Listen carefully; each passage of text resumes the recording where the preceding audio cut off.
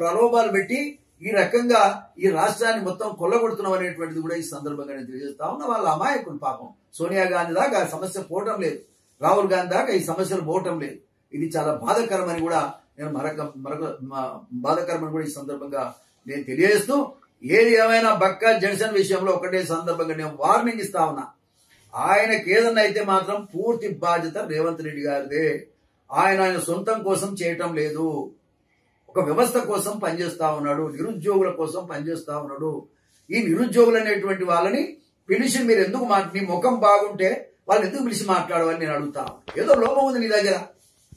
నువ్వు ఇవ్వాలనుకునే నిరుద్యోగులందరికీ న్యాయం చేయాలనుకునేది నిజమైతే నువ్వు ఎందుకు పిలువవు? ఎందుకు ఒక కమిటీ వేయవు?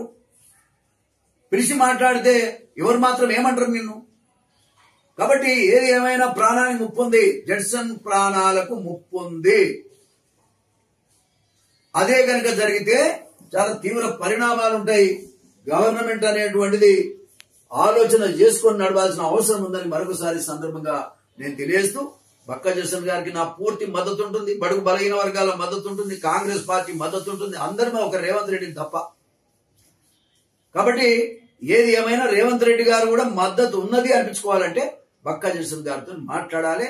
విద్యార్థి నాయకులతోటి, నిరుద్యోగ యువకులతోటి, అన్ని సంఘాలతో పిలిచి మాట్లాడమని నేను కోరుతా ఉన్నా. వీటన్నిటికీ కూడా ఒక కమిటీ వేయి, మంత్రుల కమిటీ ఒకటి, మంత్రుల కమిటీ వేసి సమస్యలు పరిష్కారం చేయడానికి మరి ముందుకు రావాల్సిందిగా ఈ సందర్భంగా నేను డిమాండ్ చేస్తూ, సంపూర్ణమైనటువంటి నా సహకారాన్ని బక్కా జడ్సన్తో ఉంటుందని కూడా ఈ సందర్భంగా తెలియజేస్తాను.